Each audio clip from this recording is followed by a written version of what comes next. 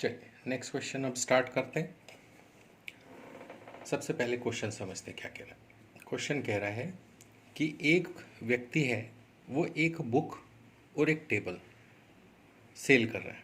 ठीक है, तो बुक को की सेलिंग प्राइस जो है वो 13% प्रॉफिट पर है और टेबल जो है वो 9% प्रॉफिट पे सेल कर रहा है। ठीक है, और इन दोनों सेलिंग से उसको 1060 रुपीज़ अर्न हो रहा है एज प्रॉफिट। ठीक, सो इसका मतलब ये जो प्रॉफिट की वैल्यू है ये टोटल अपने को दे रखी है कि 1060 रुपीज़ का उसको प्रॉफिट हो रहा है।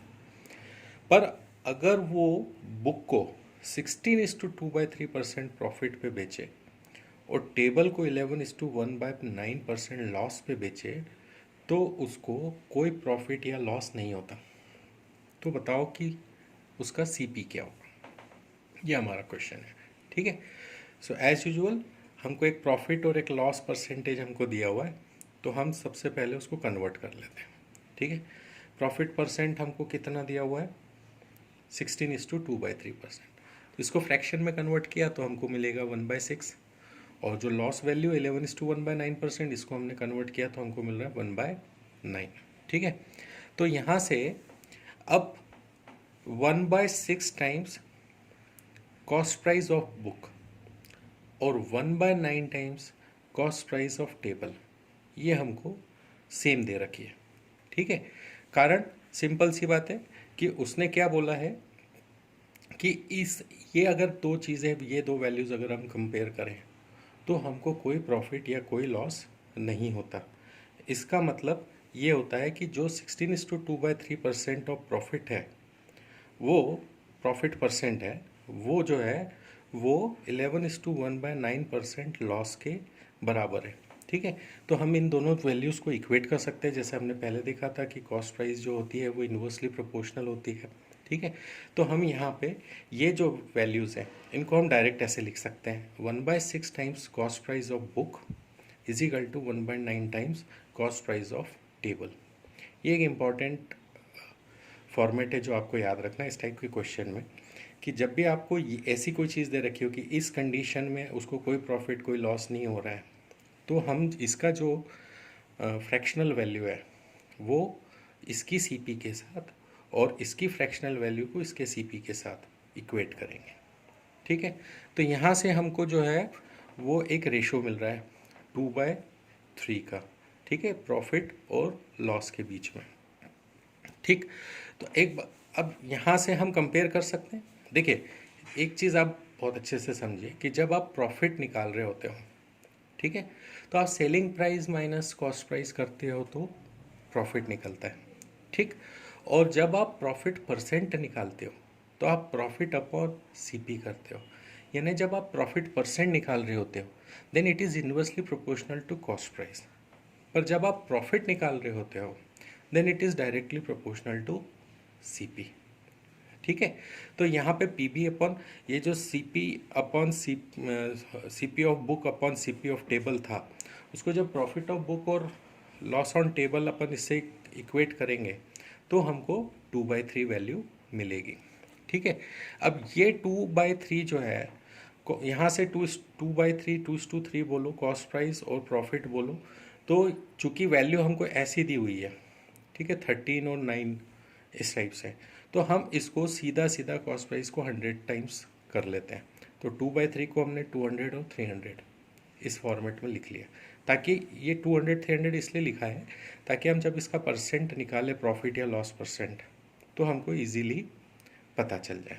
ठीक है, दोनों ही केसेस में यहाँ हमको प्रॉफिट हो रहा है, तो हमने यहाँ 200 का पहले तो 13% निकाल लिया तो वो हो गया 26 रुपीज़, और यहाँ पे हमने 300 का 9% निकाल लिया तो वो हो गया 27 रुपीज़। ठीक, ये टोटल प्रॉफिट जो है वो 53 यूनिट्स का हो गया, और ये 53 यूनिट्स का जो प्रॉफिट है वो हमको ऑलरेडी दे रखा है 1060 रुपीज़ के बराबर है। ठीक है, यहाँ से 1 यूनिट की वैल्यू निकाल ली। अब हमको पूछ रहा है कि सीपी बताओ क्या होगा। अब सीपी हमारा दोनों केसेस में अलग अलग सीपी है।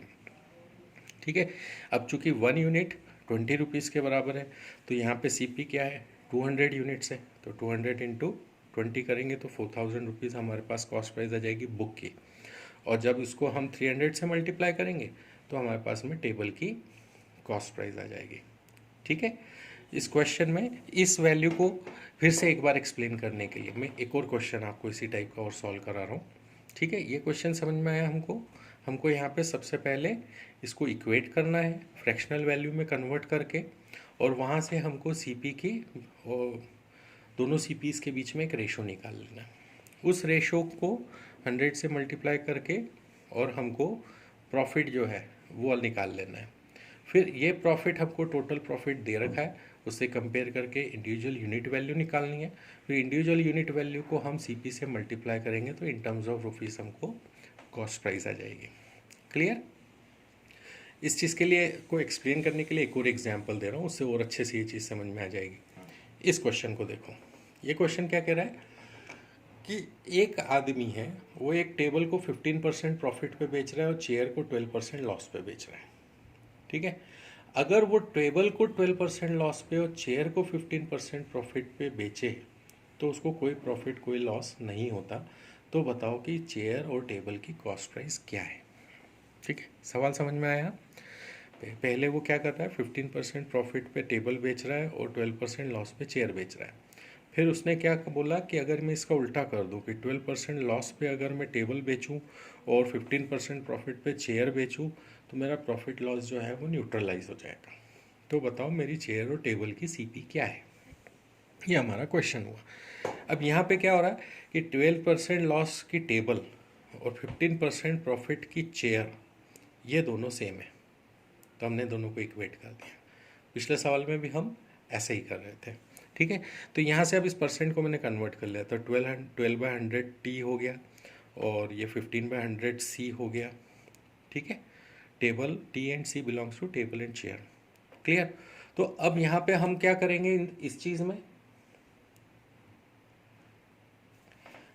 यहाँ पे सी और टी के बीच में एक रेशो निकल गया 4 और 5। ठीक है, ये 4 और 5 हमारा क्या हो गया, कॉस्ट प्राइस हो गया। ठीक है, यहाँ से जो चीज़ ये जो रेशो निकलेगा इसको हम सीधा कॉस्ट प्राइस में कन्वर्ट कर लेंगे। तो 500 400 हमारी क्या हो गई, कॉस्ट प्राइस हो गई। अब हम इसमें जो भी प्रॉफिट लॉस हो रहा है वो इसका इंडिविजुअल प्रॉफिट लॉस निकाल लेते हैं। 15% प्रॉफिट पे ये वैल्यू बन जाती है 75 और 12% लॉस पे ये वैल्यू बन जाती है हमारी 48। ठीक, अब ये तो ओवरऑल प्रॉफिट लॉस जो है वो निकाल लेते हैं। ठीक, वो ओवरऑल प्रॉफिट लॉस हो रहा है 75 माइनस 48 करके देख लो आप, 27 यूनिट्स आ रहा है। और ये 27 यूनिट्स जो है ये 540 रुपीज़ के बराबर हुआ। ये कहाँ से आया, इस चीज़ को समझो। ये CPT है। ठीक, ये 2020 यहाँ पे हमने निकाल लिया है